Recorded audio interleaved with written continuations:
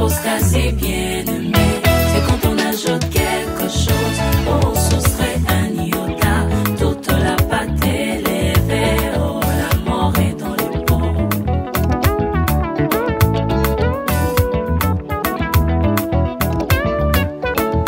L'apostasie bien-aimée. Shalom, peuple de Dieu, que si nous sommes qui m'ont entendu dans la bino. Que la paix du Seigneur soit avec vous. Nous avons toujours une émission, Nabiso, lokola na mangomba nyonso ya basante. Nous poursuivons avec notre émission comme dans toutes les églises des saints. Esengeli biso nyonso na mangomba ya basante toza na enseignement moko. Nous devons tous dans les églises des saints avoir un seul enseignement. Tozokoba na enseignement na biso likolo ya mosakoli ata moko te ya kozonga lisusu mbala mibale mpo na koteya sauf le Seigneur Jésus-Christ. Continuons avec notre prédication sur le seul prophète qui devait mourir et revenir pour pécher. La personne Seigneur Jésus-Christ. On a kolongola oyo bandeko mosusu bateyaka kolobake les deux témoins Malachie 4 to Apocalypse chapitre 11 yango nde kozala Moïse kaka oyo azalaka mpe Eli nde bakozonga lisusu na ndoto boye mpona koyebisa bango ke eza bongo te. C'est pour enlever ce mauvais présage que d'autres frères disent que ce sont les deux soins Moïse et Élie qui reviendront en chair et en os pour prêcher alors que ce n'est pas eux. Moïse na Élie en ndoto boye bakozonga te. Moïse et Élie en chair et en os ne reviendront plus. Même Nathan avant Jésus, Jean-Baptiste ayaki avec l'esprit la puissance d'Élie ayaki na molimo mpe na nguya Elia. Même Jean-Baptiste, il est venu avec la puissance de l'esprit d'Élie. Mais ayaki na ye azalaki Élie te mais azalaki Jean-Baptiste. Lui n'était pas Élie le disciple, mais il était Jean-Baptiste. Abotamaki na mama, il est né Élisabeth, une mère appelée Élisabeth et Zacharie. Et de son père Zacharie. Donc les deux prophètes wana Moïse na Élie physiquement boye bakozonga lisusu te. Les deux prophètes Moïse, Élie et Élie ne reviendront plus physiquement. Mpona nini po bango mpe baza katikati ya mane oyo ekoyaka de premier jour tina 5e. Parce qu'ils sont parmi la manne qui tombe du premier jour jusqu'au 5e jour. Wete mane wana soki ekwei na du premier na mokolo ya liboso tina mokolo ya mitano. Parce que cette manne qui tombe du premier au 5e jour, balobi kobatela yango te kolekisa butu te na ntongo ekokola. La Bible dit de ne point la garder parce que la nuit elle va pourrir. Elingi kolakisa ke tous les prophètes bakokufa bakozonga lisusu te koteya mbala mibale. Ce qui voudrait dire que tous les prophètes mourront et ne reviendront plus pour prêcher à bord. Soko lingi oyeba makambo ya mane ozwi Exode chapitre 16 verset 1 okiti na se okomona ndenge Moïse alobaki mpona mane. Si vous voulez beaucoup plus connaître sur la manne, vous pouvez lire le livre d'Exode chapitre 16 verset 1, là où Moïse a longuement parlé de la manne. Oh, manne ya 6e jour. Oh, la manne du 6e jour. Bazwakango te quantité moko bazwakango mbala mibale. On prend cette manne à double quantité. Ezalaka double portion. C'est la double portion. Elingi kolakisa portion moko bakolia yango le 6e jour. Cela voudrait dire que une portion sera mangée le 6e jour. Et portion mosusu bakolia yango le 7e jour. Et une autre portion sera mangée le 7e jour. Wana ezolakisa le Seigneur Jésus. Ce qui démontre le Seigneur Jésus-Christ. Ayaki comme l'homme du 6e jour. C'est lui qui est venu comme l'homme du 6e jour. Akatisi butu. Il a traversé la nuit. Butu tozoloba nango eza liwa. La nuit dont on parle, c'est la mort. Alongi liwa. Il a vaincu la mort. Asekui. Et il est ressuscité. Pe azo continue koteya. Et il continue à nous prêcher. Yende azamane ya 6e jour. C'est lui la manne du 6e jour. Moïse akufa aleka. Moïse est mort. Abraham est mort et passé. Ils ne reviendront plus en chair et en os pour prêcher encore, pour faire encore l'œuvre. Ce qui concerne le livre de Malachie 4, ce sont d'autres prophètes qui seront nés, mais qui agiront en puissance comme Élie. Oh, l'esprit à Élie, na Moïse, c'est l'esprit de Christ. Oh, l'esprit de Moïse et d'Élie, c'est ça l'esprit de Christ. Oh, bah, prophète, nous va prophétiser qui n'a esprit à Christ. Parce que tous les prophètes ont prophétisé avec l'esprit de Christ. So qui tolingi to zoyango na moi lombangu 1 Pierre chapitre 1 verset 11. Donc qui na C. 1 Pierre 1 verset 11. OK.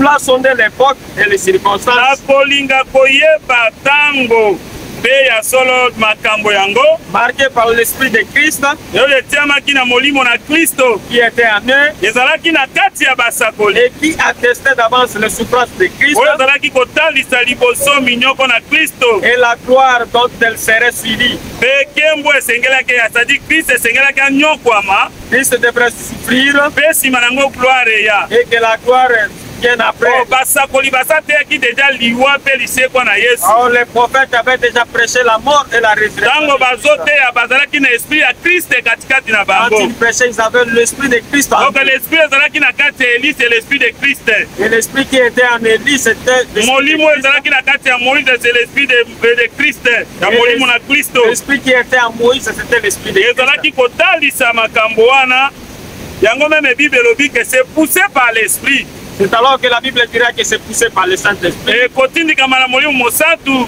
Poussé par le nde Saint-Esprit. bato balobaki mpo na ntina na Nzambe Et les hommes ont parlé de la part de donc Dieu. Jésus akufa Jésus est mort, mpe asekwi il est ressuscité. ye nde azoteya C'est lui qui me prêche. basakoli nyonso Mais tous les autres bakozonga lisusu mbala mibale te reviendront encore. omoni meme Jésus baraplasaka ye te Mais Jésus est irréplaçable. moto soki akufi mpo successeur azala Et si quelqu'un est mort, il doit avoir un ifo successeur. mokitani azala Il doit y avoir un me successeur. yoka Daniel ndenge azoloba mpo na Jésus Mais Daniel dit ceci pour Jésus. Daniel chapitre 9 verset 25 partie A Daniel 9, verset 25, pour la première partie, nous disons au nom du Seigneur Jésus-Christ. Amen. Sache-le donc boyeba boye et te comprends. bososola Depuis le moment où la parole a annoncé que Jérusalem sera rebâtie jusqu'à ino loin, mokolo oyo droit verset 26 mbala moko après les 62 semaines, na nsima na baposo tukumi motoba na mibale un oin sera retranché mopakolami moko akolongolama et il n'aura pas de successeur. akozala na mokitani te atozwi wana mopakolami oyo babengi ye na version mosusu le messi Et dans l'autre version, on l'appelle Messie. soki aza retraché S'il est retranché, azalaka na successeur il te n'a plus de successeur. oyo atikaka moto te asala mosala na esika na ye Il ne laisse pas quelqu'un travailler à sa place. ye oyo asalaki ntango aza na bomoi Lui qui avait travaillé quand il était vivant, lelo mpe azosala en esprit aujourd'hui il travaille en esprit. dayere ntango akufaki D'ailleurs, quand il est mort, ntango asekwi le troisième jour quand il est ressuscité le troisième jour, abandaki lisusu koteya nano physiquement na nzoto asekwaki et il commença à prêcher par le corps qu'il était mpona ressuscité avec, kotalisaka ye nde mane ya 6e jour pour démontrer que c'est lui la manne du 6e jour eleki butu qui a dépassé, qui a passé la nuit elongi liwa et qui a vaincu la mort. na nsima na yango azongi lisu na bomoi mpona koteya Et il est revenu à la vie pour prêcher à nouveau. tozoteya yango baparti moke moke Nous vous donnons certaines parties de mpo cette bolandaka partie yango malamu pour que vous écoutiez ou vous suivez très soki bien. tozwi histoire ya Joseph Si nous prenons l'histoire de Joseph, na prophétie ya papa na ye Jacob dans la prophétie de son père, okomona azoloba ke Joseph aza nzete et on dira que Joseph est un arbre oyo ya solo bitape na ye ou ses rameaux. wana ozwa na Genèse 49 tokotanga te okotanga Dans le livre de Genèse oyo bitape na ye ezokende libanda ya miraille que ses ramifications passent au-delà de la muraille. elingi koloba ke Joseph wana azalaka mpo na bato ya kati Et c'est-à-dire que ce Joseph est pour les gens de l'intérieur, de la azalaka mpe maison, mpo na bato ya libanda mais ceux qui sont en dehors de la maison. yango komona Joseph aza moto ya lota bandoto Vous verrez, Joseph est une personne qui a eu plusieurs songes, alota bandoto ya mabele alota mpe bandoto ya likolo des songes terrestres et des songes en célestes. réalité tokoloba ke Joseph aza moto ya apongi azaka faiseur de songe En réalité, on dirait que Joseph est un faiseur de songes. o ntango ya bandoto Or, le temps des songes, eza ntango Joseph ye moko alotaki ndoto c'était au moment où Joseph lui-même avait reçu me na les songes. nsima na kobima na prison Mais après la sortie du nde prison, explication ya ndoto ekozwama c'est alors qu'il y aura des explications des songes. meme na kati ya séjour de mort Même dans le séjour des morts, ntango Joseph azalaki na prison quand Joseph était dans la apesi prison, explication il donna l'explication. po explication nde ekangolaka C'est l'explication qui délivre. donc moto ya loba na parabole eza Joseph Celui qui avait parlé en parabole, c'était mpe Joseph. moto amemi explication eza Et Joseph celui qui a apporté la yango komona l'explication, ntango c'est lui-même. ye bandeko na ye bateki ye Et vous verrez quand ses frères l'ont vendu, ye wana mosali na bandoto lui le faiseur de songe, ntango bandeko ne bateki ye quand ses frères l'ont vendu, bakose retrouve lisusu liboso na ye ils se retrouveront encore au devant de lui. bakoyeba ye lisusu te Ils ne le reconnaîtront point. wana eza Joseph tozwi Genèse chapitre 42 verset 13. Nous prenons le livre de Genèse 42, verset 13e. La Bible dit ceci. Ils répondirent, bayanolaki nous tes serviteurs biso basali na yo sommes tous frères, tozali bandeko 12 fils d'un même homme au pays de Canaan. bana ya mobali moko na mboka na Kanana. Et voici le plus jeune est aujourd'hui avec notre père. tala oyo asuka aza lelo na tata na biso Et il y en a un qui n'est plus. eza na moko aza lisusu te. Joseph leur dit, Joseph alobi na bato suki wana alobi moko aza lisusu te kozala lisusu te elingi kolakisaki akufi. l'autre qui n'était pas là, cela démontre qu'il était déjà mort. tozwi chapitre 44 verset 20. Nous prenons le livre de Genèse 44, le verset 20e. La Amen. Bible dit ceci. Amen. Nous avons répondu, toyanolaki epai na Joseph bana bazopesa tata na bango beyano bana zomi na moko zomi bazopesa papa na bango toyanolaki Joseph boye nous avons un vieux père toza na tata na biso mobange et un jeune frère, mpe asolo elenge moko ya mobali enfant de sa vieillesse. mwana ya bobange na ye. Cet enfant avait un frère qui est mort. mwana wana azalaki na ndeko na ye oyo akufa me moto oyo akufa me ye aza na bomoi bien nde bazosolola na ye. Mais celui qui était mort, c'est lui dont on parlait. Ses frères parlaient avec lui. Qui était de la même mère, oyo bazalaki ne mama moko il reste seul atikali ye moko. et son père l'aime. awa soki totali Joseph faiseur ya songe moto abongisa basonge ezalaka nzambe ye moko. On voit Joseph, le faiseur de songes, mais celui qui façonne les songes, c'était lui-même. abongisa basonge na nzela ya baprofete. Il a façonné des songes à travers tozi les Osée prophètes. chapitre 12 verset 11. Osée 12.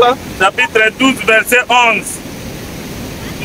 nzambe ye moko nde mosali ya ndoto to baparabole. J'ai parlé aux prophètes, nalobaki na nzela na basakoli j'ai multiplié les visions nayikanisi bimoniseli et par les prophètes j'ai proposé des paraboles. na nzela na basakoli nabongisi masese. nzambe nde azoloba par les prophètes, c'est-à-dire mosali ya bandoto, mosali ya baparabole, mosali ya bavideo ezalaka nzambe ye moko. C'était qui parle au travers les prophètes. nzambe oyo tozolobele c'est le Seigneur Jésus. Oh, Dieu dont on parle, c'est lui, Jésus-Christ. mpona kondimiso ke Jésus alobaki na parabole Pour te confirmer que Jésus avait parlé en parabole, tokozwa des écritures. nous allons prendre des écritures. tozi Matthieu chapitre 13 verset 34. Matthieu 13, verset 34. 34. La Bible dit ceci. Ok. Jésus dit à la foule toutes ces choses en parabole. yesu abandaki koloba na bato makambo nyonso wana na masese. Et il ne lui parlait point sa parabole, abandaki kolobela bato te kozanga masese afin que s'accomplisse ce qui avait été annoncé par les prophètes. oyo te kokisama nyonso esakolamaki na basakoli. J'ouvrirai ma bouche en parabole. nakofungola monoko na ngai na masese. Je publierai des choses cachées depuis la création du monde. nakoloba makambo ebombami uto mokili ekelama. Alors il renvoya la foule. mpe azongisaki ebele monene tosuki wana. awa tolingi tolobake yesu mpe alobaki na parabole. Ici nous voulons dire que Jésus avait aussi parlé en parabole. me ntango jésus akokɔta na prison lokola joseph Mais quand Jésus entrera en prison comme Joseph, akopesa explication. il donnera l'explication. ntango aza na prison c'est-à-dire na séjour de mort Quand il est dans la prison, c'est-à-dire dans le séjour des morts, wana okozwa yango na 1 Pierre chapitre 3 verset 18. là vous prendrez dans 1 Pierre 3, verset 18. kata la chair nde jésus akufaki C'est quant à la chair qu'il est mais mort. kata l'esprit Mais quant à l'esprit, akɔtaki te na séjour de mort. il est entré dans le séjour des morts. kuna akendaki koteya bato bakangama bazalaki incrédule na ntango patience ya nzambe ezalaki na ntango ya noe. Là, il est parti prêcher à ceux qui étaient incrédules. au moto temps de akopesa Noé. explication mpe ezalaka jésus. C'est lui qui donnera l'explication, c'est Jésus. joseph ye moko asali bandoto. Joseph lui-même, joseph ye moko aye kopesa explication. lui-même a donné ezala na l'explication. kati ya prison Que ça soit dans la prison, na séjour de mort dans le séjour des ezala morts, ntango akobima même quand il sera. ezotalisa type ya seigneur jésus. Cela démontre le type de Seigneur. tozi Jean chapitre 16 verset 25. Nous prenons le livre de Jean 16, verset 25. Le 25e verset, la Bible dit ceci. Amen. Je vous ai dit ces choses en parabole. Nalobeli bino makambo na masese. L'heure vient où je ne vous parlerai plus en parabole, Tango ezoya na kolobela bino su na masese te. mais où je vous parlerai ouvertement du Père. O na kolobela bino polele mpo na ntina na tata. Yoka bien aimé, tala Jésus. Ye oyo nde azolobaka alobi na masese. Mais tango ekoya akoloba lisu na masese. C'est-à-dire que moto apesaka masese za Jésus. Ye nde l'Éternel alobaki na parabole, alobaki na songe. Mais akokufa koti na liwa. Na séjour de mort apesi explication kwa kangola milimo. Abimi asekwi pe Jésus a continué koteya. Le seul oyo akufa pe azonga lisu motei ezalaka Jésus. Le seul qui est mort et qui est revenu pour prêcher, c'est la personne du Seigneur Jésus-Christ. Moto mosusu te. Il n'y a pas une autre personne. Soki omoni meme Joseph moto akufa. Moto akendeki bayebi lisu te ke Joseph eza lokola image ya Jésus-Christ akufa. Joseph qui n'était plus connu par ses frères, c'est l'image de Jésus-Christ qui était mort. Même Jésus tango asekwi. Même Jésus quand il est ressuscité, azotambola na kati na bate disciple. il marchait parmi les disciples. Bazobeta lisolo ya Jésus. Il racontait son histoire. Mais or Jésus bazolobele ye nde azotambola na bango. Or Jésus dont il parlait, il marchait avec eux. Wana soko tangi tanga na nini na Luc chapitre 24 verset 13 okiti na se. Là vous verrez dans le livre de Luc 24. Ndenge moko pe bandeko ya Joseph bazobetela Joseph lisolo ke tozaka na ndeko moko akufa. Et même le frère de Joseph raconte l'histoire de lui quand il était encore mais mort aza isu na bomoi te. et qu'il n'était plus en Soka vie. bazoyebisa nde Joseph. Alors qu'il disait ça à Joseph, il Ndenge était moko devant lui. le babilie koli mibale. Et même pour ses deux disciples, Bango pe baza kotambola na Yesu me bazoyeba te ke ezalaki Yesu. mais qui marchaient avec Jésus, Bazoyeba te ke ezalaki Yesu. mais qui ne les connaissaient pas, Bazobeta lisolo. mais qui racontaient son Mosakoli histoire. moko ayaki Yesu azalaki nguya akufi 3 jours yango oyo.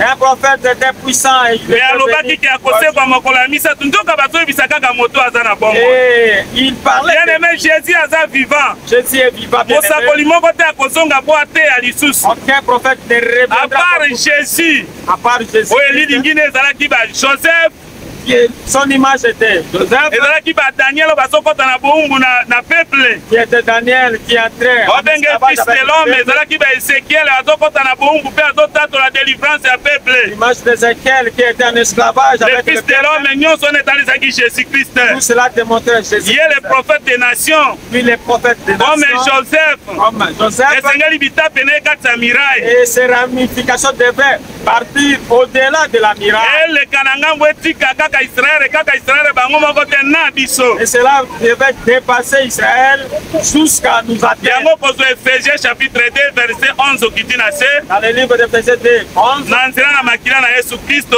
c'est par le sang du Seigneur nde biso tokomi bato. que nous sommes, Tosangani na Israele tokomi moto moko. nous sommes unis avec Israël. Même en esprit lelo. Même en esprit aussi. Tango asekwi ye moko ateyi bayekoli. Quand il est ressuscité, il a Ozwi prêché Jean chapitre 20 ateyi bango. dans Jean chapitre 20, il les a prêché. Ozwi Luc chapitre 24 ateyi bango. Dans Luc 24, il les a Atalisi prêché. bango meme maboko. Il leur a Alobi même botala montré maboko na les mains, ngai.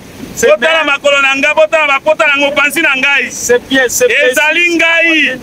Il a dit c'est moi. Seku lisusu ateyi. Il est ressuscité et il Na a kati na prêché. ndako abimeli bango ateyi bango que la paix du Seigneur soit avec vous. Il est ressorti dans la maison.